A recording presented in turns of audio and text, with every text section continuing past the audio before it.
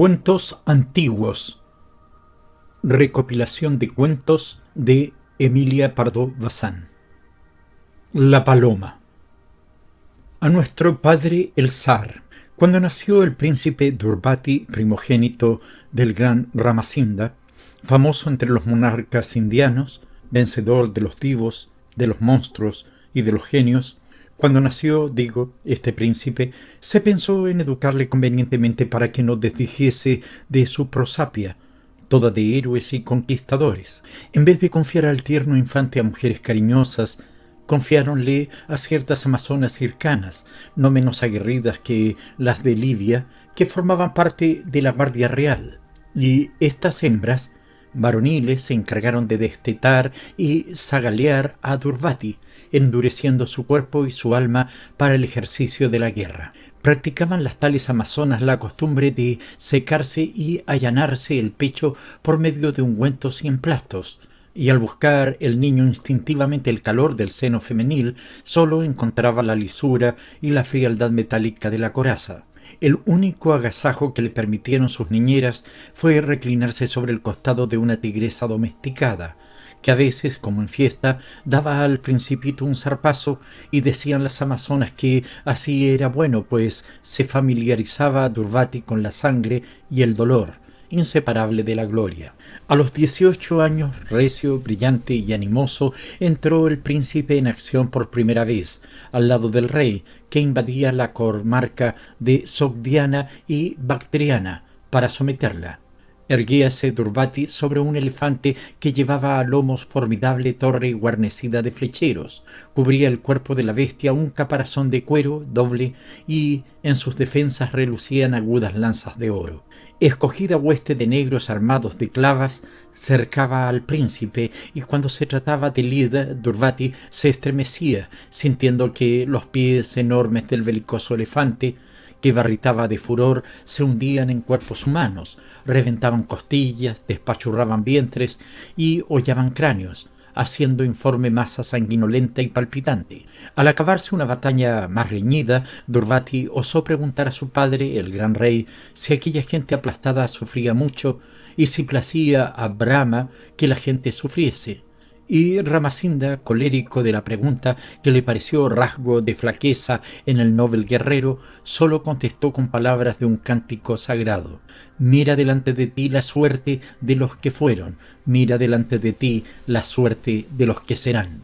El mortal madura como el grano, y como el grano renace». Acababa de pronunciar estas palabras Ramasinda cuando cortó el aire una flecha y vino a fijarse temblando en la espalda del rey. Durbati, precipitándose hacia su padre, sólo alcanzó a recibirle en brazos moribundo. La tropa, después de hacer pedazos al matador del rey, proclamó a Durbati, gritando que era preciso llevar a sangre y fuego aquel país y que el nuevo rey sabría cumplir tan alta empresa. Aquella noche el huérfano se durmió con sueño de plomo y soñó cosas raras. Representósele otra vez el triste fin de su padre. Sintió la humedad de la sangre que emanaba la herida y la humedad del llanto que el mismo Durbati no se había atrevido a derramar en presencia del ejército, pero que ahora fluía copioso, empapando sus ropas. Y cuando desahogaba hacia el dolor, parecióle que sobre su pecho notaba un calor grato y suave, como un peso delicioso, y rozaba su cara algo fino, cual seda. Era, a su parecer, una blanquísima paloma, de rosado pico, de cuello de bizantinos esmaltes verdiazules, de benignos y amorosos ojos negros, que, arrullando mansamente, murmuraba a su oído una frase misteriosa. El arrullo calmó las angustias del príncipe y le sepultó en un anonadamiento absoluto, reparador. Al despertar, gritó de sorpresa. Echada a su lado, recostada la frente en su pecho, había una mujer muy joven, celestialmente bella, de blanco seno, de rosada boca, de cabellera sombría y suelta como plumaje de aves, de negras pupilas, y al preguntar atónito Durbati quién era la admirable criatura, fuele respondido que una cautiva, una esclava, por hermosa señalada para botín real, y que, a no haber sido muerto el rey Ramasinda, estaría ahora en su tienda y no en la de Durbati. Mozo era y nunca había ardido en su corazón el incendio que transforma y perpetúa a los seres. En aquel punto y hora lo sintió con tal fuerza que se borró de su mente cuanto no fuese la cautiva. Olvidando planes de conquista y dominación, fijó sus reales en la ciudad más próxima y, embelesado en coloquios deleitosos, se pasaba la existencia. No por eso se crea que Durbati se entregó a la molicie y al desenfreno. Al contrario, poseído casi siempre de exquisita delicadeza, con casto arrobamiento amaba a la cautiva a la manera que enseñan los kandas o himnos védicos, con el atman o que quiere aliento o espíritu, repitiendo aquellas palabras consagradas. En verdad, lo que amamos en la mujer no es la mujer, sino el espíritu, y quien busque en la mujer más que el espíritu será abandonado por Brahma. Recordando que la primera noche en que tuvo cerca a su amiga, soñó Durbati que una paloma se le arrimaba arrullando. Paloma la llamó y Paloma la nombraron todos. Lo que más encantaba a Durbati en Paloma, y lo que justificaba tal apodo, era la ternura, la mansedumbre, la piedad, la blanda condición, tan diferente de la que aquellas feroces guerreras sin atributos femeniles, entre cuyas manos se había criado el joven rey, y según éste intimaba con Paloma, y la frecuentaba, y se apegaba a ella, y pasaban juntos largas siestas del estío a orillas de los lagos cristalinos y bajo los copudos árboles. Le repugnaba más y más la idea de la crueldad y de la matanza. Se le hacía más cuesta arriba lanzar al combate otra vez sus huestes. Ya dueña de su confianza y usando de la libertad que da el afecto, Paloma le pintaba con sus colores horribles el estrago de la guerra y le aseguraba que todos tienen derecho a vivir y deber de amarse para disminuir los males que cercan en la tierra al mortal. Por desgracia, no poseía cada soldado de Durbati su paloma. Furiosos con la inacción, vejaban y oprimían a los naturales, y el país se alzaba indignado, clamando independencia o muerte. Los jefes compañeros del victorioso Ramasinda, aficionados al combate, maldecían y renegaban de la hechicera que tenía embaucado al rey, y suspiraban por el momento de armar a sus elefantes de combate y arrojarse al botín y a la gloria. La sorda conjuración contra la favorita tomó el cuerpo al difundirse una noticia grave, contra todos los ritos, costumbres y leyes, contra el decoro de su nombre y las tradiciones heroicas de su raza. Durbati iba a elevar al trono a aquella mujer y regresar después a los bordes del Ganges, abandonando la tierra ganada por el empuje de sus armas, devolviendo la libertad a sus moradores sin apropiarse ni una pulgada de territorio ni una oveja de ajeno rebaño. Cundió la nueva entre las tropas y oyéronse maldiciones e imprecaciones contra el afeminado rey que los deshonraba y envilecía. Era preciso que su razón estuviese perturbada y que aquella bruja, secuaz de los magos, hubiese dado algún bebedizo o hierba mala al joven héroe para que olvidase la dignidad real y los deberes de su cargo altísimo, que principalmente en la guerra se resumen. Persuadidos ya de haber adivinado la causa de la decadencia y trastorno de Durbati, concertáronse las amazonas y los jefes, y una noche sigilosamente sorprendieron y robaron a Paloma de la misma cámara real. No ha logrado la historia esclarecer su paradero. Las desgarradoras quejas de Durbati, sus ruegos, sus amenazas no consiguieron que los raptores se la restituyesen. Únicamente ante la insistencia del joven rey, quizá deseosos de hacerle irónica burla, idearon colocar en su lecho, mientras dormía, una paloma mansa que llevaba por collar el anillo de la cautiva. Paloma de níveo plumaje, de tornasolado cuello verde y azul, de rosado pico, de ojos negros, amantes y candorosos. No se sabe si Durbati entendió la sátira o si, en efecto, supuso que aquella ave arrulladora y dulce era el Atman o espíritu de su amada. Lo cierto es que, fingiendo atribuir el caso a un prodigio, convocó a sus huestes y les hizo saber que aquella metempsicosis de la amiga vuelta paloma significaba que Brahma quería la paz perpetua, la paz luciendo como blanca aurora sobre el mundo, y que esta resolución estaba decidido a mantenerla, cortando la cabeza sin demora a quien se opusiese o suscitase dificultades de cualquier género. Y en efecto, en todo el reinado de Durbati no se derramó gota de sangre humana. Prejaspes. Pensamos los occidentales haber inventado la lealtad monárquica y atribuimos el desarrollo de este singular sentimiento a las ideas cristianas, confundiendo los efectos que debe inspirarnos Dios, suma causa y bien sumo, con los que tienen por objeto a un hombre nacido de mujer.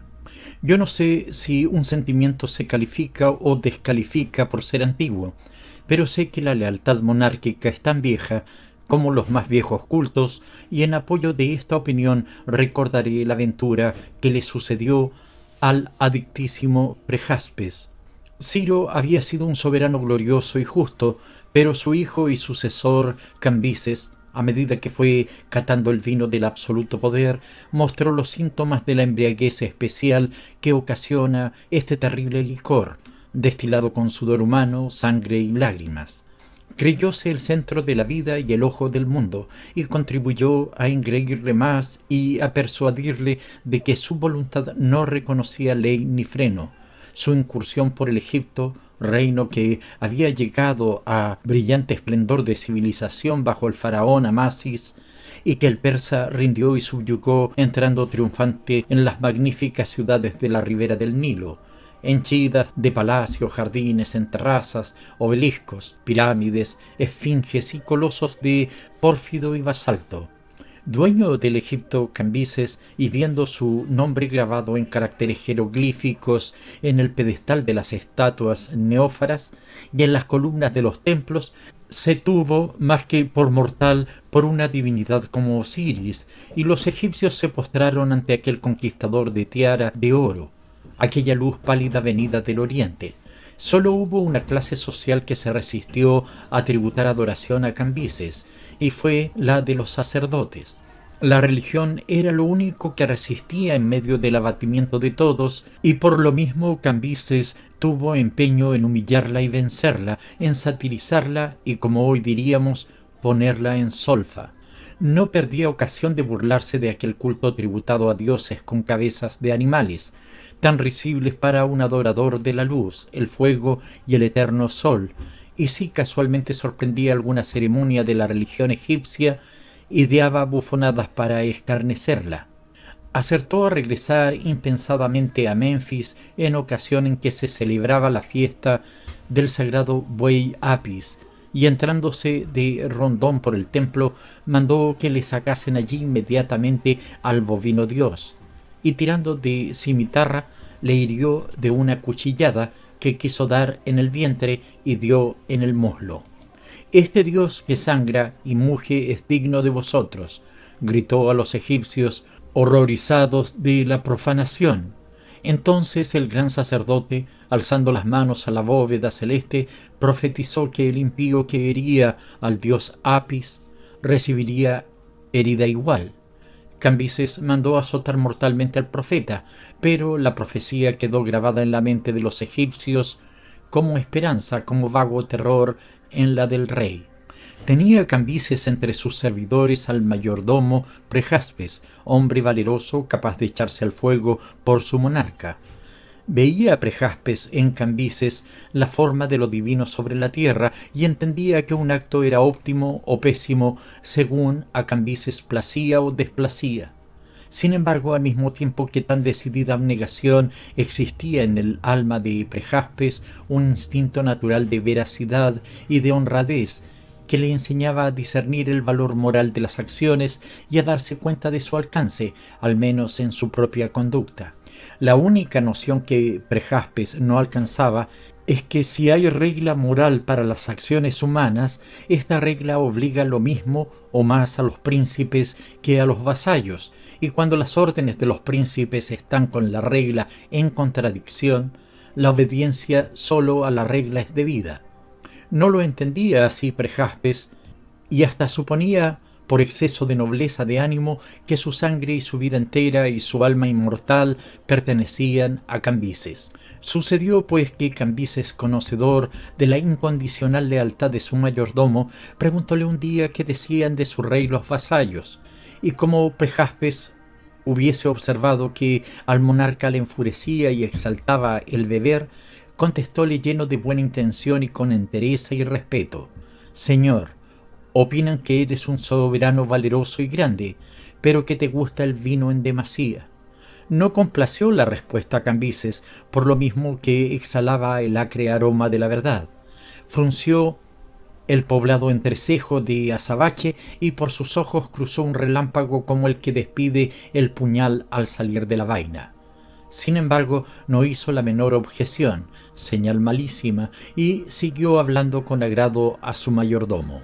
Cosa de una semana después, al levantarse de la mesa, hora en que solía Cambises pasear por los jardines entreteniéndose en tirar agudas flechas a los pajarillos, llamó a Prejaspes y al hijo de Prejaspes, copero mayor de palacio, y al verlos en su presencia dijo a Prejaspes en tono alegre: «¿Sabes que he estado pensando en eso de que mis vasallos comenten mi afición al vino? Porque capaces serán de creer que soy algún insensato y que el abuso de la bebida ha turbado mis sentidos, nublado mis pupilas y debilitado este brazo que puso al Egipto por alfombra de mis pies. ¿Lo creerás? Yo mismo siento aprensión y quiero hacer un ensayo. Ea, que tu hijo se coloque ahí enfrente. Cuádrale bien, échale atrás los brazos para que descubra el pecho. Así voy a flechar el arco y disparar. Si coloco la punta en mitad del corazón, convendrás en que se engañan mis súbditos y Cambises conserva íntegras sus facultades». Prejaspes, silencioso, obedeció. Temblor profundo sacudía sus miembros, gruesas gotas de sudor helado asomaban en la raíz de sus cabellos, un vértigo oscurecía sus ojos, pero aún le sostenía la esperanza quimérica de que aquello fuese una chanza feroz y no más. Cambises tendió el arco, apuntó cuidadosa y lentamente, pellizcó la cuerda, un silbido desgarró el aire y el hijo de Prejaspes giró sobre sí mismo y cayó al suelo desplomado. «¡Hola!», gritó Cambises, «aquí mis trinchantes, abrid el pecho de ese a ver si el hierro ha partido de medio a medio el corazón». Palpitaba éste débilmente aún cuando se lo presentaron a Cambises con la flecha plantada en el centro sin desviación de una línea. Soltó el rey gozosa carcajada y volvióse hacia el anonadado Prejaspes, preguntándole en tono de buen humor: «¿Qué tal? ¿Sé yo disparar? ¿Sé acertar? ¿Conoces otro arquero mejor que tu rey?». Tardó Prejaspes en contestar a la regia chanza cosa de medio minuto.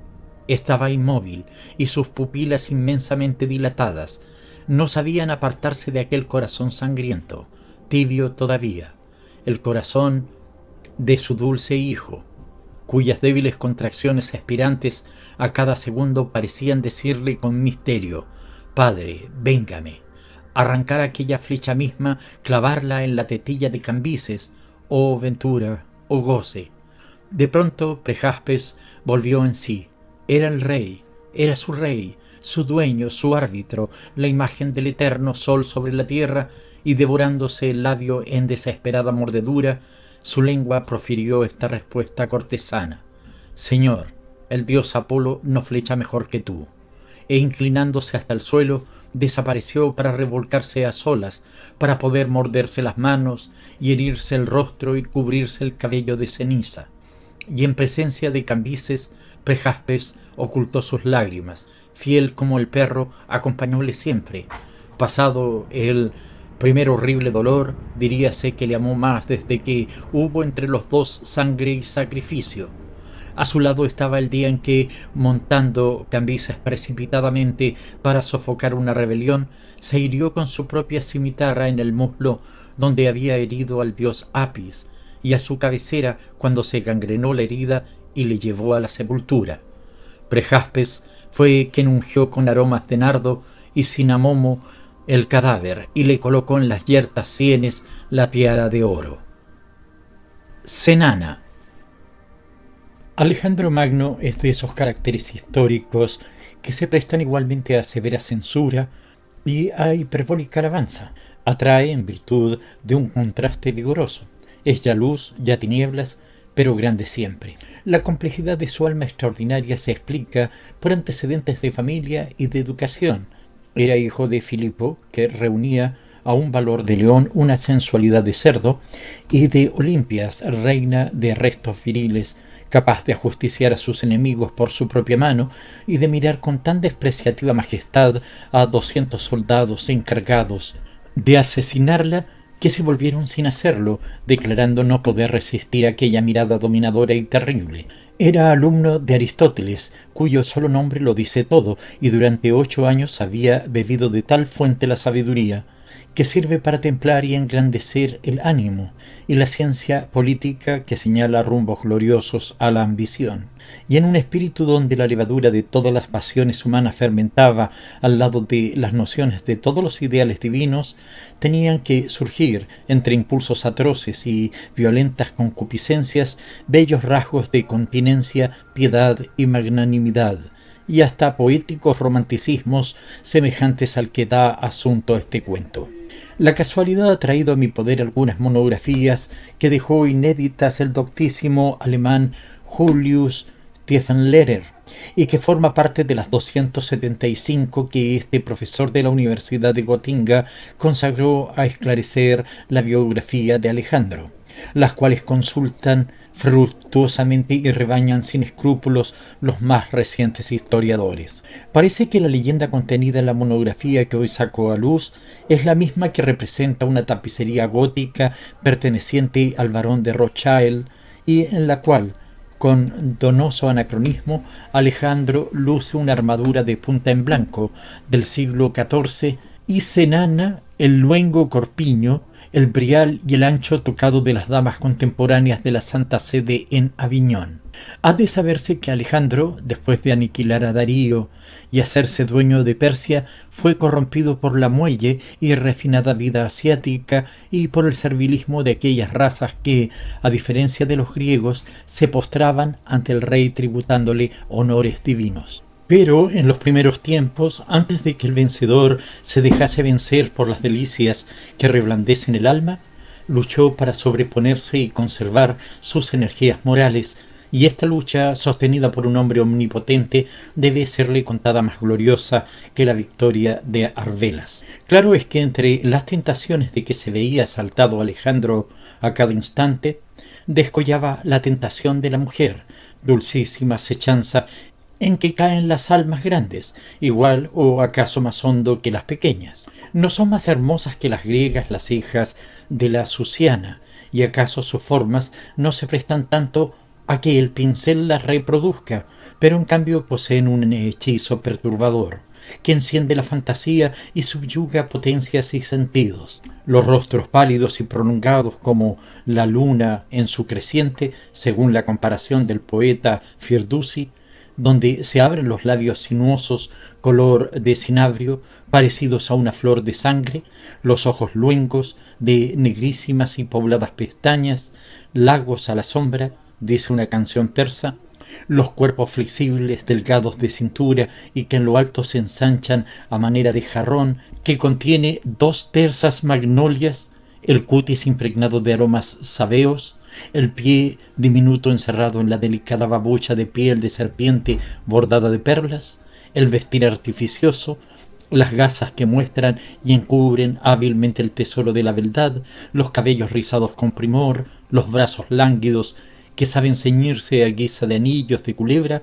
otros tantos anzuelos y redes para Alejandro, de los cuales no acertaba a desenvolverse. Y como quiera que a cada instante venían a su tienda o a su palacio damas persas a impetrar clemencia o justicia, Alejandro, conociéndose y no queriendo prevaricar en sus funciones de árbitro del mundo, ideó un extraño preservativo. Al acercarse a una mujer, cubríase el rostro y los ojos con un paño de púrpura, y así las recibía y escuchaba, creyendo ellas que era misterio de la majestad real, lo que sólo era prevención contra la humana flaqueza. Acaeció pues que, estando prisionero de un general de Alejandro, el sátrapa Artaciro, y habiéndose resuelto que si el sátrapa no entregaba pingües tesoros que suponían ocultos, le matarían cortándole en pedazos, la única hija del sátrapa Senana, se dio arte para llegar hasta el rey con propósito de abrazar sus rodillas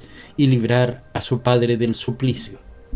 El candor y la pureza de Senana se revelaban en la sencillez no estudiada de su atavío, vestida ya de luto, sin adornos ni joyas, con el cabello suelto, solo por natural efecto de la gracia juvenil podría agradar. Y es preciso que a fuer de verídica añada que Senana no era tampoco lo que se llama una hermosura, ni menos poseía el hechizo malvado de las grandes cortesanas de Babilonia, que saben con añagazas y tretas enredar un albedrío. Sin embargo, Alejandro, al oír que una mujer hermosa solicitaba audiencia, se echó el paño por cara y hombros, y así la recibió. El no ver la faz augusta prestó ánimo a la tímida Senana. Arrojóse a los pies del Macedón y bañándolos con muchas lágrimas, expuso el objeto de su venida. Notando que Alejandro la escuchaba atentísimo y al parecer con extraña complacencia, explicó detenidamente el caso, y así que hubo oído la promesa de que su padre tenía salva la vida, Senana, después de estrechar otra vez las rodillas de Alejandro, desapareció, yendo a ocultarse con su nodriza en una cueva cercana a Babilonia, pues temía ser perseguida y ultrajada por los mismos que intentaban matar al sátrapa. Pocos días después de este suceso, habiendo notado Higinio, el mayor amigo y confidente de Alejandro, que éste andaba asaz pensativo, cabizbajo y melancólico, le preguntó la causa, y Alejandro, exhalando un suspiro, respondió: «Es una cosa extraña, querido Higinio, lo que me sucede. Ya sabes que, para precaverme, recibo a las mujeres con el rostro cubierto, porque las hermosas persas hacen daño a los ojos. ¡Ay! ¿De qué me ha servido? Ya veo que el enemigo más allá de los ojos tiene su fortaleza. Recordarás que últimamente me pidió audiencia una dama, hija del sátrapa Artaciro, y yo, fiel a mi propósito, no alcé el trozo de púrpura que me impedía verla, pero escuché su voz, y no hay arpa hebrea ni lira eolia que a la cadencia de esa voz pueda compararse. El corazón me salta al recordar la música de esa voz. A solas repito palabras que ella pronunció, por evocar mejor el recuerdo del tono con que las dijo. No sé cómo no atropellé por todo y no la detuve aquí cautiva para seguir oyéndola. Creo que fue efecto del mismo encanto que la voz me produjo. Estaba que ni me atrevía a respirar, y ahora de día, de noche, tengo aquella voz en los oídos, sueño con ella, y solo puede aliviar mi mal oírla resonar otra vez. Ya lo sabes. Búscame a Senana, tráemela aquí, porque si no conozco que perderé el juicio». Obedeció Higinio prontamente y puso en movimiento numerosa cohorte, a fin de descubrir a la misteriosa beldad, por tal la tenía. Bien escondida estaba Senana, pero al fin se averiguó su refugio.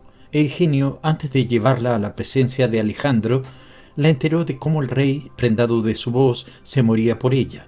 La joven persa, al saber esto, murmuró dulcemente, con su voz melodiosa, que la emoción timbraba: «Gloria es para mí haber causado tal impresión en el gran rey, pero la placa de plata bruñida en que contemplo mi rostro después del baño y el tocado me dice que no soy bella. Alejandro, al verme, perderá las ilusiones. Temo su indignación y temo ante todo que recaiga su cólera sobre mi padre. ¿Por qué no le haces creer a Alejandro que estoy obligada por un voto a los dioses a presentarme cubierta la cara con un velo? Yo no he visto a Alejandro. Él no me verá, y así tal vez consiga evitar su enojo». Pareció a Higinio tan excelente el ardid de la discreta Senana que estuvo conforme, y la misma noche la condujo a los jardines del gineceo de Alejandro. Embriagado éste con la divina voz de la joven persa, se resignó a la condición de velo y hasta encontró en ella un misterio picante y un singular hechizo. Le parecía que aquel amor velado y despojado del vulgar incentivo de unas facciones más o menos lindas era algo delicado y original que no había gustado nunca. El casto imán de aquel velo triunfó de las desnudeces y la licencia impúdica de las otras damas persas obstinadas en requerir al héroe. Habla y no te descubra, murmuraba tiernamente Alejandro, sentado cerca de una fuente donde la luna fingía en el agua de los surtidores continuo desgrane de perlas, y las rosas del Gulistán, que después se llamaron de Alejandro, dejaban caer sobre las cabezas de los amantes perfumados pétalos. Fue el amor de Senana el más largo e intenso de cuantos disfrutó Alejandro en su corta vida. La gota de cera. Aunque los historiadores apenas le nombran, Higinio fue de los más íntimos amigos de Alejandro Magno. No se menciona a Higinio, tal vez porque no tuvo la trágica muerte de Filotas, de Parmeion y de aquel Clitos a quien Alejandro amaba entrañablemente, y a quien así y todo en una orgía atravesó de parte a parte, y sin embargo, si no mienten documentos descubiertos por el erudito Julius Tiefenleger, Higinio gozó de tanta privanza con el conquistador de Persia como demostrarán los hechos que voy a referir, apoyándome, por supuesto, en la respetabilísima autoridad del sabio alemán antecitado. Compañero de infancia de Alejandro, Higinio se crió con el héroe. Juntos jugaron y se bañaron en Pela, en los estanques del jardín de Olimpias, y juntos oyeron las lecciones de Aristóteles. La leche y la miel de la sabiduría la gustaron. Así puede decirse, en un mismo plato y en un mismo cáliz libaron el néctar del amor cuando deshojaron la primera guirnalda de rosas y mirto en Corinto, en casa de la gentil Hetera Ismeria. Grabó un afecto con sello más hondo el batirse juntos en la memorable jornada de Queronea, en la cual quedó toda Grecia por Filipo, padre de Alejandro. Los dos amigos que frisaban en los 19 años entonces mandaron el ala izquierda del ejército y destruyeron por completo la famosa legión sagrada de los tebanos. La noche que siguió a tan magnífica victoria, Higinio pudo haberse conseguido el generalato. Alejandro se lo brindaba con altos elogios a su valor. Pero Higinio, cubierto aún de sangre, sudor y polvo, respondió dulcemente a los ofrecimientos de su amigo y príncipe. No acepto el generalato, porque habiéndome portado bien hoy, tal recompensa y tan alta dignidad me obligarían en conciencia a portarme todavía mejor en otras ocasiones que sobreviniesen, y no puedo comprometerme a amanecer cada día con más valor y más fortuna. Además, de las enseñanzas de nuestro maestro Aristóteles, saco yo en limpio que el hombre habitualmente debe vivir en paz y no en guerra. Queda demostrado que no soy ningún medroso. El que ha combatido a tu lado en Queronea ya tiene derechos a plantar un laurel en el sagrado bosque de Marte. Déjame de batallas y dame otro puesto cerca de ti, Alejandro, porque te quiero bien y te serviré fielmente. Alejandro, cuya sangre hervía pidiendo luchas y glorias, se conformó mal de su grado a los deseos de Higinio y le nombró su gran copero. Era cargo en extremo descansado y de alta confianza, pues sus funciones consistían en custodiar y servir la copa de oro reservada al príncipe, a fin de que nadie pudiese depositar en ella ponzoña. El oficio de Higinio le permitía vivir en constante comunicación con Alejandro, y cuando éste subió al trono, sucediendo a su padre, asesinado por Pausanias, los cortesanos auguraron a Higinio brillante carrera. Poco tardaron en verse desmentidos tales pronósticos. Higinio continuó presentando, recogiendo y custodiando la ya regia copa, sin mezclarse en intrigas ni aspirar a otras grandezas. Mientras tanto, Alejandro asombraba al universo con sus campañas y triunfos y ofrecía a Grecia, en compensación de la perdida libertad, páginas de luz para la historia. Conteniendo a los bárbaros y sojuzgando el inmenso imperio de Asia, bien pronto se vio dueño del mundo Alejandro. Cuando, después de dejar trazado el emplazamiento de Alejandría y de entrar vencedor en Babilonia y Ecbatana, el hijo de Filipo se declaró hijo de Júpiter y decretó su propia apoteosis. Higinio, que hacía mucho tiempo no departía con su rey, limitándose a servirle la copa en silencio, fue despertado a las altas horas de la noche de orden de Alejandro, que le llamaba a su cabecera. La recién hecha deidad no podía dormir y reclamaba cuidados y consuelos. Señor, dijo Higinio, celebro poder hablarte sin testigos, como antaño. Justamente deseaba rogarte que me consientas dejar tu servicio y retirarme a mi casita del Ática, donde poseo olivos y colmenas. Bonita ocasión escoges para abandonarme, exclamó furioso Alejandro. Por el intento merecías que te mandase crucificar. ¿Deseas riquezas? Pide cuanto se te antoje, pero ¿marcharte? Ni lo sueñes. ¿Y de dónde nace esa manía? Ya que lo preguntas, contestó Higinio, lo vas a saber. Yo fui amigo y servidor de un hombre, pero ahora parece que ese hombre se ha vuelto Dios. No tengo vocación al sacerdocio. Desde que has ascendido a hijo de Júpiter Amnón, hermano de Apolo, me inspiras temor y frialdad. El Alejandro que yo amaba no existe. Has ascendido al Olimpo. Él es inmortal, yo mortal. No nos entendemos. Por otra parte, la idea que me he formado de un Dios, según la sublime doctrina de Aristóteles... Dale con Aristóteles, interrumpió el conquistador. Como le atrape, a ese sí que le crucifico, y alto, para que todos lo vean. Crucifica, pero escucha. Prescindamos de Aristóteles y supongamos que, en efecto, eres Dios. Pues si eres Dios, yo no puedo cometer sacrilegio, yo no puedo seguir envenenándote. ¿Envenenarme tú? Gritó Alejandro, incorporándose convulso sobre su lecho de marfil incrustado de oro. Ahora comprendo por qué un fuego constante abrasaba mis venas. Ahora comprendo por qué no descanso sino en horrible modorra. Ahora me explico las visiones y las pesadillas que de noche me asaltan y empapan mis sienes en sudor frío. ¿Envenenarme tú? Y con súbito acceso de ternura suspiró.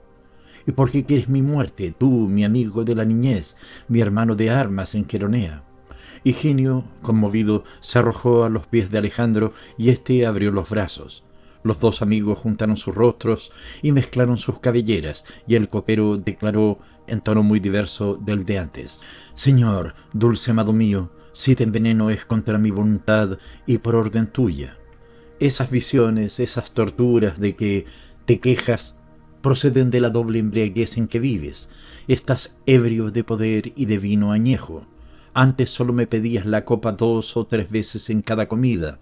Desde que el Asia te ha inoculado su molicie y sus vicios, me duelen las manos de tanto recoger la copa vacía y extenderte la colmada. Tu alma se ha turbado. La demencia te ronda, te habitúas a la crueldad, hieres a tus leales y morirás joven, sin que nadie necesite pegarte una puñalada, como a tu padre. No quiero ser cómplice y me voy». Alejandro, pensativo, seguía estrechando el cuello y la cabeza de su amigo contra su pecho. «Tienes razón, amado», murmuró al fin con sinceridad generosa, «pero el hábito de beber se ha arraigado en mí, y si no bebo me caigo a pedazos. ¿Qué haré? Aconséjame». «No puedo», declaró Higinio, «curarte la borrachera del poder, pero trataré de salvarte de la otra sin que te prives de tu gusto. Fíate en mí y verás». En efecto, los días que siguieron a esta conversación, Alejandro continuó bebiendo copas tan rebosantes y tantas en número como siempre. No obstante, poco a poco notó con placer gran mejoría. Gradualmente se despejaba su cabeza, se tranquilizaban sus nervios, volvía a sus miembros el vigor y la alegría a su espíritu. Vastos planes maduraban en su cerebro, sobrehumanas empresas bullían en su imaginación heroica. Pasmado y enajenado preguntó Higinio el secreto sin que éste se prestase a revelarlo. Pero un cierto Arzotas, juglar persa, adulador y afeminado, que divertía mucho al rey, le dio la clave del enigma. Tu gran copero, oh divino Alejandro, echa cada día una gota de cera en el fondo de tu copa. Así insensiblemente reduce su cabida y acorta tus libaciones. Bebes cada día una gota menos. El osado Higinio se atreve a engañar a su soberano y a hacer cenar sus deleites. Quedó Alejandro sorprendido. Después su sorpresa se convirtió en enojo. Tratarle como un chiquillo, embaucarle con un artificio así, no lo consentiría. ¿Qué se figuraba Higinio? Y una mañana mandó registrar y limpiar la copa, y a la tarde estableció sus famosos certámenes de intemperancia, apostando a beber con los más pellejos de su ejército. Higinio entonces desapareció. probablemente se retiraría al Ática. En cuanto a Alejandro, nadie ignora la ocasión y modo de su muerte después de vaciar con alarde jactancioso no su propia copa, sino la enorme llamada de Hércules. Cayó redondo, dando un grito. La fiebre que allí mismo se apoderó de él le arrebató del mundo a los 32 años de edad, en la plenitud de la vida y de la gloria. La Palinodia. El cuento que voy a referir no es mío ni de nadie, aunque corre impreso, y puedo decir ahora lo que Apuleyo en su Asno de Oro, Fabulan Groecanica Incipimus, es el relato de una fábula griega. Pero esa fábula griega, no de las más populares, tiene el sentido profundo y el sabor a miel de todas sus hermanas. Es una flor del humano entendimiento, en aquel tiempo feliz en que no se había divorciado la razón y la fantasía, y de su consorcio nacían las alegorías risueñas y los mitos expresivos y arcanos. Acaeció pues que el poeta, Cícoro, pulsando la cuerda de hierro de su lira heptacorde y haciendo antes una libación a las Euménides con agua de pantano en que se habían macerado amargos ajenjos y ponzoñosa cicuta, entonó una sátira desolladora y feroz contra Helena, esposa de Menelao y causa de la guerra de Troya. Describía el vate con una prolijidad de detalles que después imitó en la Odisea el divino Homero, las tribulaciones y desventuras acarreadas por la fatal belleza de la Tindárida, los reinos privados de sus reyes, las esposas sin esposos, las doncellas entregadas a la esclavitud, los hijos huérfanos, los guerreros que en el verdor de sus años habían descendido a la región de las sombras y cuyo cuerpo ensangrentado ni aún lograra los honores de la pira fúnebre. Y trazado este cuadro de desolación, vaciaba el carcaj de sus agudas flechas, acribillando a Helena de invectivas y maldiciones, cubriéndola de ignominia y vergüenza a la faz de Grecia toda. Con gran asombro de Cícoro, los griegos, conformes en lamentar la funesta influencia de Helena, no aprobaron, sin embargo, la sátira. ¿Acaso su misma virulencia desagradó a aquel pueblo instintivamente delicado y culto? ¿Acaso la piedad que infunde toda mujer habló en favor de la culpable hija de Tíndaro? Su detractor se ganó fama de procaz, lenguilargo y desvergonzado. Helena, algunas simpatías y mucha lástima. En vista de este resultado, Cícoro, con las orejas gachas, como suele decirse, se encerró en su casa, donde permaneció atacado de misantropía y abrazado a su fea y adusta musa vengadora. El sueño había cerrado sus párpados una noche cuando a deshora creyó sentir que una diestra fría y pesada como el mármol se posaba en su mejilla. Despertó sobresaltado y, a la claridad de la estrella que refulgía en la frente de la aparición, reconoció nada menos que al divino Pólux, medio hermano de Helena. Un estremecimiento de terror serpió por las venas del satírico, que adivinó que Pólux venía a pedirle estrecha cuenta del insulto. —¿Qué me quieres? —exclamó alarmadísimo. —Castigarte —declaró Pólux—, pero antes hablemos. Dime por qué has lanzado contra Helena esa sátira insolente y se verás, pues de nada te servirá mentir. —Es cierto —respondió Cícoro—, en vano trataría un mortal de esconder a los inmortales lo que lleva en su corazón. Como tú puedes leer en él, sabes de sobra que la indignación por los males que ocasionó tu hermana y el dolor de ver a la patria afligida me dictaron ese canto. —¿Por qué leo en lo oculto? Sé que pretendes engañarme —murmuró con desprecio Pólux—, y sin poseer mi perspicacia divina, los griegos han sabido también conocer tus móviles y tus intenciones. No existe ejemplo, oh poeta, de satírico que tenga por musa el bien general. Siempre esta hipócrita apariencia oculta miras personales y egoístas. Tuviste la belleza de mi hermana, tú la codiciaste y no pudiste sufrir que otro cogiese las rosas cuyo aroma te enloquecía. Tu hermana ha ultrajado a la santa virtud, declaró enfáticamente Cícoro. Mi hermana no recibió de los dioses el encargo de representar la virtud, sino la hermosura, replicó Pólux enojado.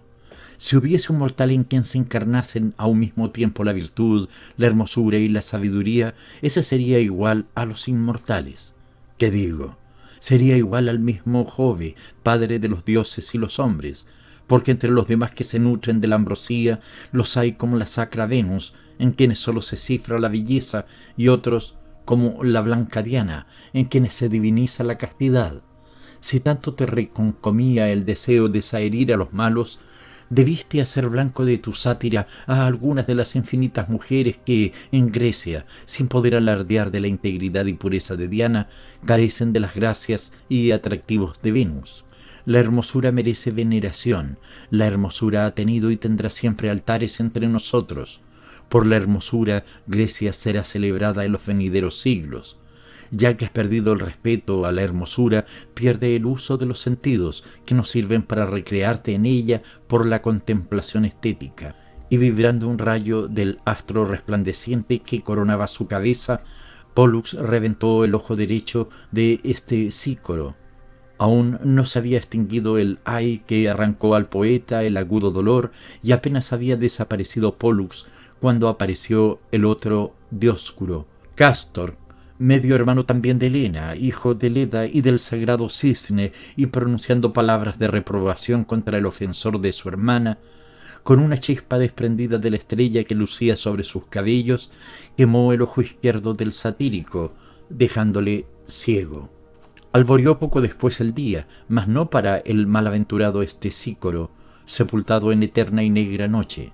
Levantándose como pudo, buscó a tientas un báculo y pidiendo por compasión a los que cruzaban la calle que le guiasen, fue a llamar a la puerta de su amigo el filósofo Artemidoro, y derramando un torrente de lágrimas se arrojó en sus brazos clamando entre gemidos desgarradores: «Oh Artemidoro, desdichado de mí, ya no la veré más, ya no volveré a disfrutar de su dulce vista». «¿A quién dices que no verás más?», interrogó sorprendido el filósofo. A Helena la más hermosa de las mujeres», gritó el satírico llorando a moco y baba. «¿A Helena? Pues ¿no la has rebajado tú en tus versos?», pronunció Artemidoro, más atónito cada vez. «¿No la has estigmatizado y flagelado en una sátira quemante?». «Ay, por lo mismo», sollozó Sícoro, dejándose caer al suelo y revolcándose en él. «Ahora comprendo que mi sátira era un himno a su hermosura, un himno vuelto del revés, pero al fin un himno. Los celestes gemelos me han castigado privándome de la vista, y las tinieblas en que he de vivir son más densas, porque no veré a la encarnación humana de la forma divina, al ideal realizado en la tierra». «No te aflijas y espera», dijo Artemidoro, «tal vez consiga yo salvarte». Cuando la incomparable Helena supo de Artemidoro que su detractor Sícoro solo lamentaba estar ciego por no poder admirar sus hechizos, sonrió halagada la insaciable vanidad femenil y murmuró con deliciosa coquetería: «Realmente, Artemidoro, ese vate es un infeliz, un ser inofensivo. Nadie le hace caso en Grecia y yo menos que nadie. No merece tanto rigor y tanta desventura. Anúnciale que voy a sanarle los ojos». Y tomando en sus manos ebúrneas una copa llena de agua de la fuente Castalia, bañó con su linfa las pupilas hueras del satírico, que al punto recobró la luz.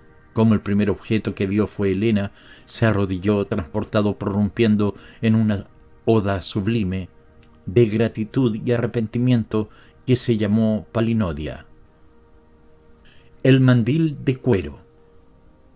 No creáis que esto que voy a referir sucedió en nuestros días ni en nuestras tierras, ni que es invención o ficción.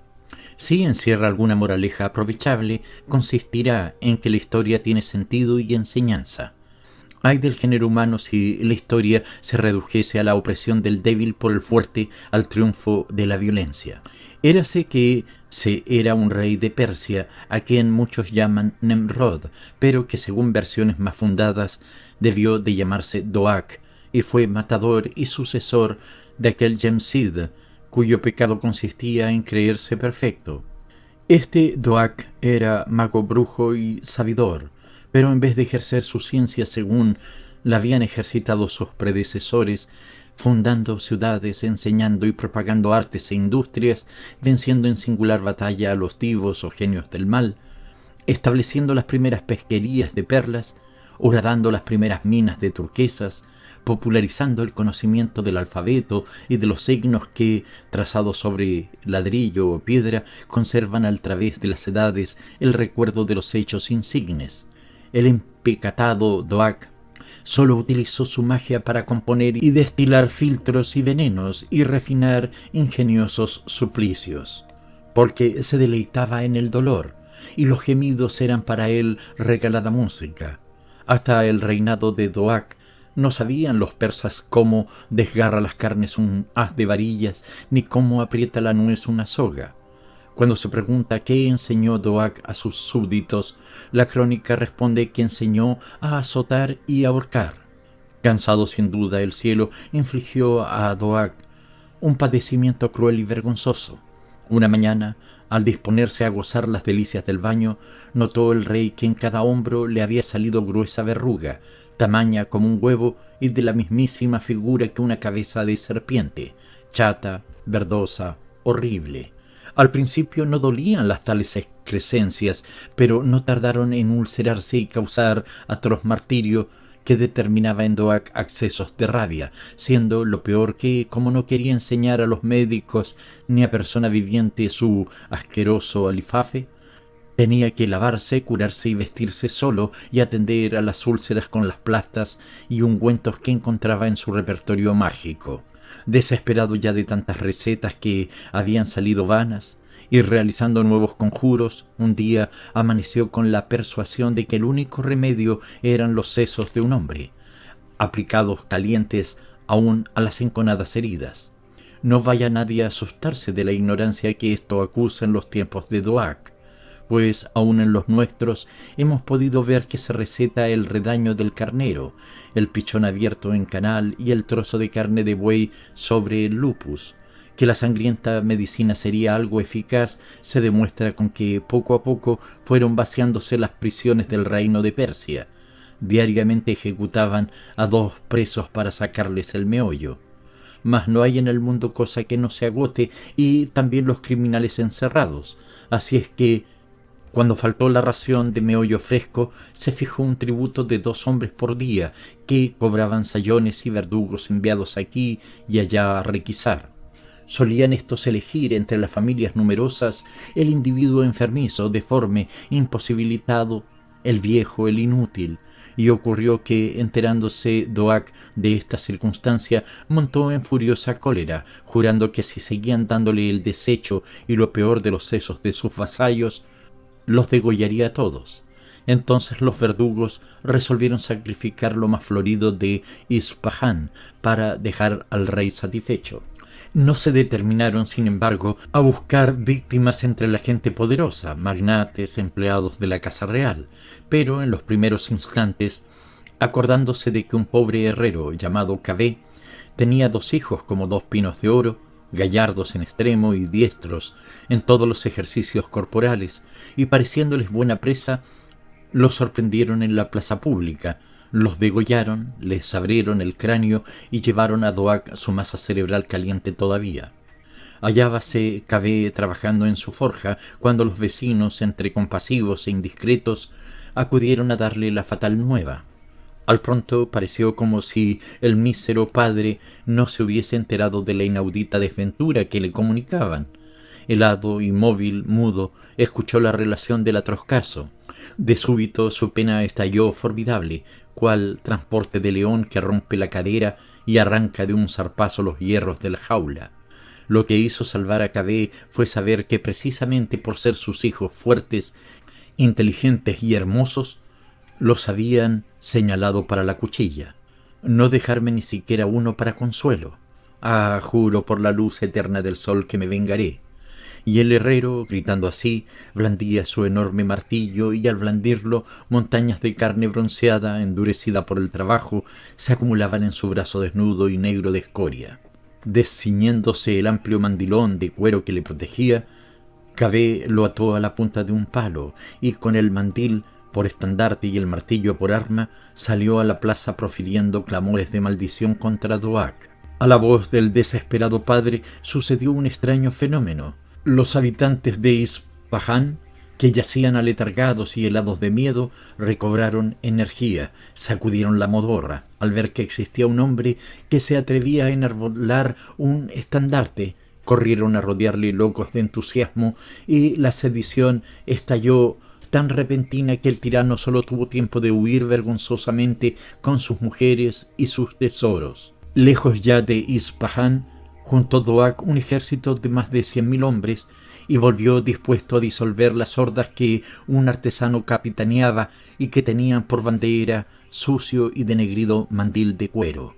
Pero avínole mal, porque el bordado guión de Doak, de seda y oro, recamado de perlas, ostentando por emblema los 7 planetas y la luna, hubo de retroceder ante el pedazo de suela que sólo lucía los estigmas del trabajo y las huellas del humano sudor, y la cabeza de Doak, goteando sangre, lívida, contraída por la mueca de la agonía, quedó hincada en el palo que sostenía el mandil de cuero, mientras las tropas de Kaveh, habiendo despojado al tirano de sus vestiduras, se reían a carcajadas de las 2 verrugas que en sus hombros figuraban cabezas de serpiente.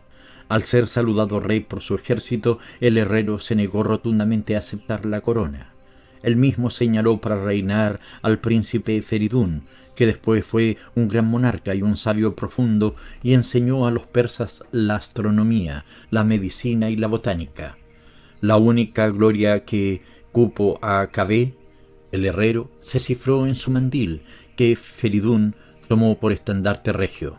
Siempre que al entrar en batalla Feridún, sin falso rubor ni respetos humanos, colocaba ante sí aquel trozo de suela que representaba la santidad del trabajo y la protesta contra la injusticia y el abuso del poder.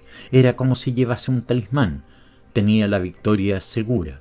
Cuando se avergonzaba del mandil de cuero, salía derrotado. Por haberse perdido en las revueltas y vicisitudes de la invasión griega el mandil, símbolo de que no debe el monarca colmar la copa de la iniquidad para que no se desborde la de la ira celeste, por haber desaparecido, el estandarte de Kaveh y su tradición de independencia, llegaron los persas, pueblo nobilísimo en su origen y de altas facultades intelectuales, al atraso, al servilismo y a la abyección en que hoy se pudren. Los cabellos. Era en el doble reducto de la plaza fuerte de Mahanaim, entre ambas líneas de fortificaciones, sobre el reborde de piedra gris que sostenía la casamata, David, extenuado, se sentó a esperar noticias. Más de 2 horas hacía que daba vueltas impaciente porque no acababan de llegar los mensajeros. Aumentaba su fiebre la imposibilidad de acudir en persona al campo de batalla, lo cual rompería su propósito firme de no mandar nunca tropas en caso de guerra civil. Si se tratase de combatir a los filisteos y de renovar los laureles de Valparasim, derramando la heroica libación del agua sagrada de Belén, por no aplacar la sed cuando desfallecían los soldados, o de organizar otra batalla de Refaim, donde por primera vez en el mundo antiguo hizo milagros la estrategia, si se encendiese la lucha con los moabitas idólatras y libres, o con los opulentos arameos, o con los insolentes amonitas que habían ultrajado a los embajadores de Israel, allí estaría David, el hondero, el gibor, el aventurero para quien es dulce música más que el acorde de la cítara, el choque de las armas. Pero oponerse a los suyos, desenvainar la espada o blandir la lanza para que busque el costado de un amigo, de un pariente, de un compañero, había repugnado a David. Y ahora, en el trágico momento presente, el rey bendecía aquella antigua resolución que le evitaba luchar con su propia sangre, el preferido de su alma, la luz de su ojo derecho, su hijo. Hay en las situaciones violentas y en las horas de extremada ansiedad un instante en que los nervios se aflojan y el cuerpo se rinde a la necesidad de descanso. La inquietud, la calentura del viejo monarca se aplacaron desde que se dejó caer sobre aquel reborde de piedra en el solitario fortificado recinto. Por las saeteras vio la luz roja del poniente que abrazaba el campo con reflejos de hoguera enorme. Aquella claridad purpúrea, sangrienta, devoradora, fue lo último que advirtió David antes de cerrar los párpados y reclinar la cabeza en el muro, olvidando lo presente, las angustias de la incertidumbre y los terrores del espíritu, y después siguió viendo la misma claridad del ocaso, pero sus tonos se habían dulcificado, fundiéndose en suaves medias tintas naranja, oro y verde. Era el divino atardecer de los países orientales, 100 veces más hermoso que la aurora. Irisaciones de perla abrillantaban las imperceptibles nubecillas, desgarradas como jirones del velo de una danzarina filistea, y sobre el arrebolado horizonte las ramas de los sicomoros y de los cedros formaban un pabellón de misterio y sombra sugestiva. La frescura del aire atenuaba las emanaciones fuertes de las resinas y las gomas. Una languidez voluptuosa se apoderaba del corazón.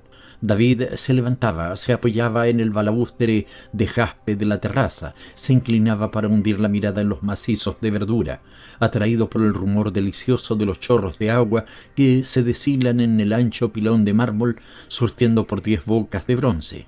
Y al punto mismo en que el rey se inclina sobre las gradas que conducen a la pila, aparece una viviente estatua, rosada por el reflejo del cielo, vestida únicamente de la negra cabellera caudalosa que se reparte como los hilos del agua y ondea y brilla y juega, y se esparce, recién ungida de aceite de nardo que la mujer, alzando los brazos, se extiende por los rizos sombríos, enredándolos entre los dedos. Todo el incendio del firmamento ardió en las venas de David. Él mismo, desde aquella hora, se maravilló dentro de sí, no comprendiendo. Estaba bien seguro de que su fiel copero no le había vertido en el vino zumo de hierbas, en las cuales el conjuro de alguna nigromántica, como la de Endor, insinúa traidoramente el filtro de la pasión repentina y moral. Pasados eran para David los días de la juventud, cuando su mano certera clavaba el guijarro afilado en la frente del descomunal gigante. Innumerables mujeres habían impregnado el olfato del rey con el perfume de sus cabelleras, y al disiparse éste se borraba la imagen, porque es indigno del sabio, del profeta, del caudillo, del legislador, reblandecerse en el harén, ser cautivo de una débil hembra. Y sin embargo, en aquel instante no cabía duda. Era el incendio del cielo el que ardía en las venas de David, y el rey conocía que ni toda el agua de la piscina, ni de los torrentes que bajan impetuosos de Cedar y Hebrón, sería bastante a extinguirlo. Betsabé le había robado el seso, no con el crujir de sus sandalias, porque descalzos tenía los finos pies y hasta sin argolla de plata el sutil tobillo, sino con el aroma peculiar de sus bucles negros como la tentación. Rápidamente sobrevenía la noche y muchas noches más, durante las cuales David se abismaba en su pecado, esperando de un modo confuso la hora del arrepentimiento.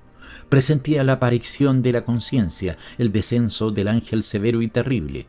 Era inútil. Su pecado yacía hondo en su corazón, arraigado allí y fijo a manera de saeta en la herida. Ni la ciencia arcana que había de recibir andando el tiempo Suleimán, a quien llamamos Salomón, acertará a explicar las causas de la perseverancia en el amor, fenómeno extraño que induce fatalmente a un ser hacia otro ser. David no podía vivir sin la esposa de Urías el Eteo, el mejor oficial, el valiente compañero de armas. Si aquella mujer hubiese pertenecido a un enemigo, David, estremeciéndose, pensaba en las sugestiones del miedo de la favorita, en las súplicas tiernas e insinuantes como silbo de culebra entre las rosas del valle de Jericó. «No accederé», murmuraba, pero la idea del engaño y el crimen iba ya deslizándose en su alma, impregnándola de veneno. Urías estaba sentenciado. El sentimiento más generoso y bello que crea la vida militar, el leal compañerismo, el cariño de los que a un mismo riesgo se exponen y ganan la misma gloria, le gritaba a David. «Vas a cometer la mayor de las infamias». Y a sabiendas, David, el de la conciencia despierta, el gran arrepentido, el que sentía incesantemente la tremenda presencia de Elohim Jehová, por el olor de unos cabellos de mujer, envió al capitán Urías, uno de los 30 gibores o valientes, bajo los muros de Rabat Amón, con mensaje cerrado para el general Joab y el cumplimiento de la real orden. Urías fue puesto a la cabeza de un destacamento que a toda costa debía entrar en la ciudad, y Urías obedeció, gozoso, ansioso de victoria, y su cuerpo quedó tendido al pie de la muralla, bañada en sangre. En los oídos de David, llenos de la voz acariciadora y ambiciosa de Betsabé, sonaba entonces otra voz terrible, la del vidente Natán, por cuya boca hablaba el Señor.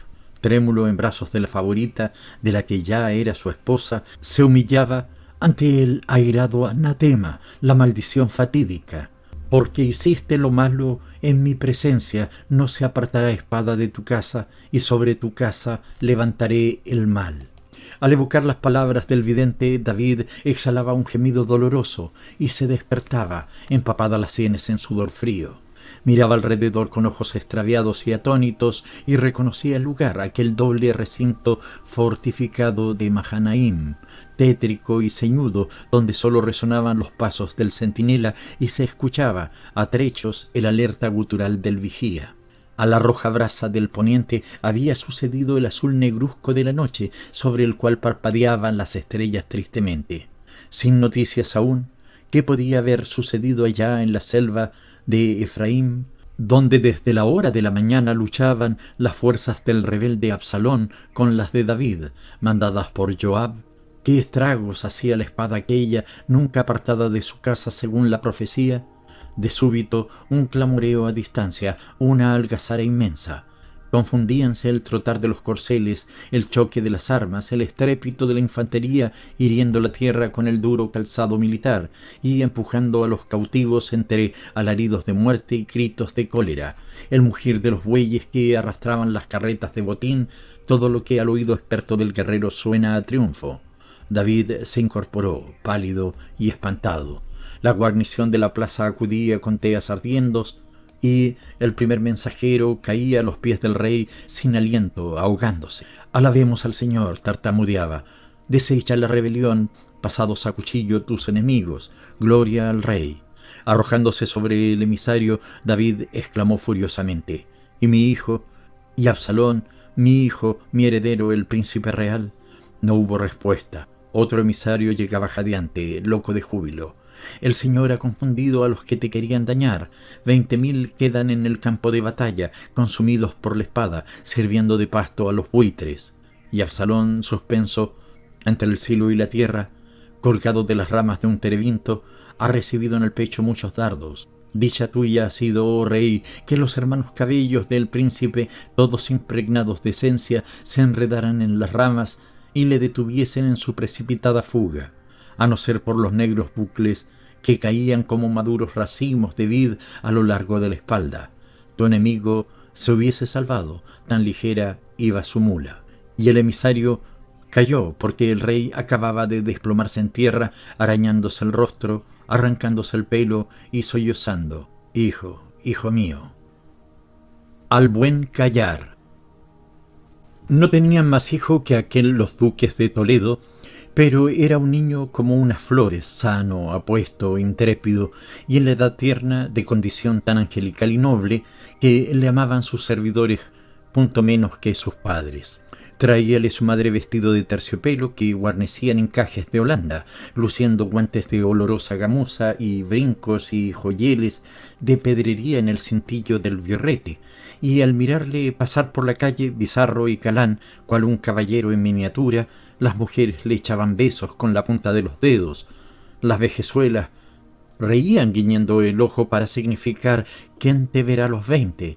y los graves beneficiados y los frailes austeros, sacando la cabeza de la capucha y las manos de las mangas, le enviaban al paso una bendición.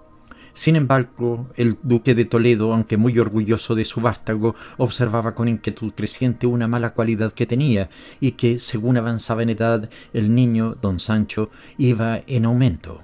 Consistía el defecto en una especie de manía tenacísima de cantar la verdad a troche y moche, viniese a cuento o no viniese, en cualquier asunto y delante de cualquier persona.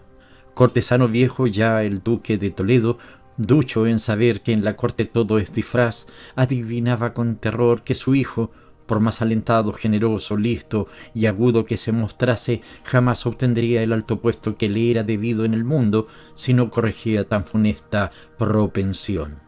Reñida está la discreción con la verdad, como que la verdad es a menudo la indiscreción misma, advertía a su hijo el duque. Por la boca solemos morir como los simples peces, y no es muerte propia de hombre avisado, sino de animal bruto, frío y torpe, solía añadir. Corríase y Afligíase el rapaz de tales reprensiones y advertencias, y persuadido de que erraba al ser tan sincero, proponía en su corazón enmendarse, pero su natural no lo consentía. Una fuerza extraña le traía la verdad a los labios, no dándole punto de reposo hasta que la soltaba por fin con gran aflicción del duque, que se mataba en repetir: «Hijo Sancho, mira que lo que haces, la verdad, es un veneno de los más activos, pero en vez de tomarse por la boca, sale de ella. Esparcida en el aire, es cuando mata. Si tan atractiva te parece la fatal verdad, guárdala en ti y para ti. No la repartas con nadie, y a nadie envenenarás». Acaeció pues que, frisando en los 13 años y siendo cada vez más lindo, dispuesto y gentil el hijo de los duques de Toledo, un día que la reina salió a oír misa de parida a la catedral, hubo de verle al paso, y prendada de su apostura y de la buena gracia con que le hizo una reverencia profundísima, quiso informarse de quién era, y apenas lo supo, llamó al duque y con grandes instancias le pidió a don Sancho para paje de su real persona. Más aterrado que lisonjeado, participó el duque a su hijo el honor que les dispensaba la reina. «Aquí de mis recelos, aquí del peligro, Sancho, tu funesto achaque de veracidad ahora es cuando va a perderte y perdernos. Si la reserva y el arte de bien callar son siempre provechosas, en la cámara de los reyes son indispensables, te lo juro». «Antes pienso, padre», replicó el precoz don Sancho, «que al lado de los reyes, por ser ellos figura e imagen de Dios, alentará la verdad misma. No cabrá en ellos mentira ni acción que deba ser oculta o reservada». Confuso y perplejo dejó la respuesta al duque, pues le escarabajeaban en la memoria ciertas murmuraciones cortesanas referentes a liviandades y amoríos regios, pero tomando aliento: «No, hijo», exclamó por fin, «no es así como tú supones. Cuando seas mayor y tu razón madure, entenderás estos enigmas. Por ahora solo te diré que si vas a la corte resuelto a decir verdades, mejor será que tomes ya mi cabeza y se las entregues al verdugo». Cabizbajo y melancólico se quedó algún tiempo don Sancho, hasta que, como el que promete, extendió la mano con extraña gravedad impropia de su juventud. «Yo sé el remedio», afirmó. «Mentir me es imposible, pero no así guardar silencio. Haced vos, padre, correr la voz de que un accidente me ha privado del habla, y yo os prometo, por dispensaros favor, ser mudo hasta el último día de mi vida si es preciso». Pareció bien el arbitrio al duque y divulgó lo de la mudez, siendo lo notable del caso que la reina, sabedora de que el bello rapaz era mudo, mostró alegría suma y mayor empeño en tenerle a su servicio y órdenes. En efecto, desde aquel día asistió don Sancho como paje en la cámara de la reina, sellado los labios por el candado de la voluntad, viendo y oyendo todo cuanto ocurría, pero sin medios de propalarlo. Poco a poco la reina iba cobrándole extremado cariño. Sancho se pasaba las horas muertas echado en cojines de terciopelo al pie del sillón de su ama y recostando la cabeza en sus faldas, mientras ella, con la fina mano cargada de sortijas, le acariciaba maternalmente los oscuros y sedosos bucles. Las primeras veces que don Sancho fue encargado de abrir la puerta secreta a cierto magnate y le vio penetrar furtivamente y a deshoras en el camarín y a la reina echarle al cuello los brazos, el pajecillo se dolió, se indignó y a poder soltar la lengua. Dios sabe la tragedia que en el palacio se arma. Por fortuna, Sancho era mudo, oía, eso sí, y las pláticas de los dos enamorados le pusieron al corriente de cosas harto graves, de secretos de estado y familia, entre otros de que el rey a su vez salía todas las noches con maravilloso recato a visitar a cierta judía muy hermosa, por quien olvidaba sus obligaciones de esposo y de monarca, y merced a cuyo influjo protegía desmedidamente a hebreos, con perjuicio de sus reinos y mengua de sus tesoros. Envuelta en el misterio esta intriga, no la sabían más que el magnate y la reina, y don Sancho, trasladando su indignación del delito de la mujer al del marido, celebró nuevamente no haber tenido voz, porque así no se veía en riesgo de revelar verdad tan infame. Pasado algún tiempo, la confianza con que se hablaban delante del mudo pajecillo instruyó a éste de varias maldades gordas que se tramaban en la corte.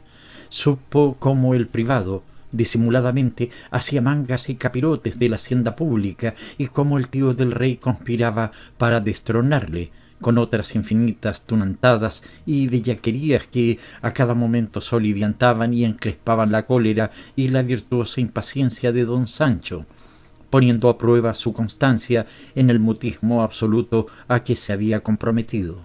Sucedía entre tanto que le amaban todos mucho porque aquel lindo paje silencioso, tan hidalgo y tan obediente, jamás había causado daño alguno a nadie. No hay para qué decir si le favorecían las damas, viéndose tan gentil y estando ciertas de su discreción, y desde el rey hasta el último criado todos le deseaban bienes.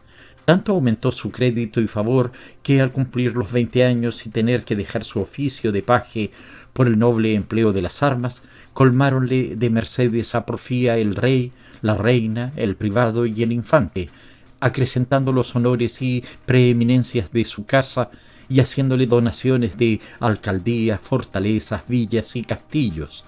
Y cuando húmedas las mejillas de beso, empapado de lágrimas con que le despidió la reina, que le quería como a otro hijo, oprimido el cuello con el peso de la cadena de oro que acababa de ceñirle el rey, salió don Sancho del alcázar y cabalgó en el fugoso andaluz de que el infante le había hecho presente. Al ver cuántos males había evitado y cuántas prosperidades había traído su extraña determinación, tentóse la lengua con los dientes y meditabundo dijo para sí, pues para los demás estaba bien determinado a no decir oxte ni moxte. A la primera palabra que sueltes al aire, lengua mía, con estos dientes o con mi puñal, te corto y te echo a los canes. Hay eruditos que sostienen la opinión de que de esta historia procede la frase vulgar, sin otra explicación plausible, al buen callar llaman Sancho. Fausto y Dafrosa. La aguardaba en el embarcadero a boca de noche, y cuando divisó a lo lejos la barca que avanzaba al empuje de los brazos fuertes de los remeros, abriendo estela de luz verdosa en el mar fosforescente, al corazón de Fausto se agolpó la sangre y sus ojos se nublaron. Venía, o mejor dicho, la traían, se la entregaban, en su poder iba a estar aquella por quien tantas veces había pasado la noche en vela, febril, paladeando a Cíbar, desesperando y mordiéndose los puños de rabia o esperando insensatamente. ¿Insensatamente? Criminalmente se diría mejor, por aquella que se reclinaba en la proa envuelta en blancos velos en actitud pensativa. Fausto había descendido a la delación y al espionaje como un liberto, echando negra mancha sobre el decoro de su estirpe consular. Por ella había deslizado en los oídos del emperador apóstata el consejo fatal al ex prefecto Flaviano, y más de una velada, a la claridad indecisa de la triple lámpara cubicularia, las sombras del cortinaje dibujaron ante los ojos espantados de Fausto la pálida figura de un varón ilustre marcado en la frente con el hierro que estigmatiza a los fascinerosos. Pero en aquel instante el musical chapaleteo de los remos ahuyentaba remordimientos y angustias, y de lo profundo de las aguas la voz de las sirenas de la felicidad subía como un himno. Descendió Fausto al muelle con precipitación y cogiendo de manos de los esclavos el taburete de cedro, lo presentó al pie de Dafrosa, que prontamente, sin hacer hincapié, saltó a las puntiagudas piedras. A la salutación, al ave que en la temblorosa voz articuló Fausto, respondió ella con una sonrisa triste, y echaron a andar hacia la villa sin que Fausto se atreviese a ofrecer el antebrazo para que Dafrosa se apoyase. Un poco de sobrealiento de la matrona indicaba, sin embargo, que no hubiese sido superfluo el auxilio. En la terraza de la villa, alumbrada por antorchas fijas en la pared, estaba dispuesto un refresco de bienvenida. Leche, frutas, pan en flor, peces cocidos, los sencillos manjares de que gusta una cristiana. Se lo hizo observar Fausto a Dafrosa, la cual, rompiendo uno de los panes, los llevó a los labios, no sin hacer antes la señal de la cruz. Quedáronse solos Fausto y la tan deseada. Parpadeaban las estrellas en el firmamento turquí, y el aire columpiaba bocanadas de esencia de rosas purpúreas, unas rosas que el mismo emperador Juliano había traído de Alejandría para adornar con festones de ellas el ara de la Afrodita, porque se atribuían a su aroma virtudes como de filtro para enajenar el corazón. Fue Dafrosa quien rompió el peligroso silencio. Fausto dijo con tranquila melancolía: ¿quién nos dijera que nos encontraríamos así otra vez, cuando yo me confesaba llorando de que no podía olvidarte? ¿Iba a suponer que el sacro emperador me desterrase a vivir contigo? Indeciso, Fausto dudó entre caer a los pies de la matrona y abrazar sus rodillas o contestar algo, no sabía qué. Entonces Dafrosa echó atrás el velo blanco que envolvía el óvalo de su rostro, y a la luz de las antorchas Fausto pudo ver con asombro una cara consumida por el dolor, unos ojos marchitos, unas mejillas demacradas, el pelo recogido modestamente con cintas de lana violeta. No era ya aquella rubia vedija, aureola de oro. A Dafrosa se le había vuelto el cabello todo gris, del gris de las nubes, del gris de la ceniza seca y hacinada en el hogar. «Puede mirarme impunemente, Fausto», añadió ella. «Soy otra. La Dafrosa que conociste no está ya en el mundo. Después de que me contemples, te volverás a tu palacio de Roma, dejándome sola en esta isla, donde haré penitencia.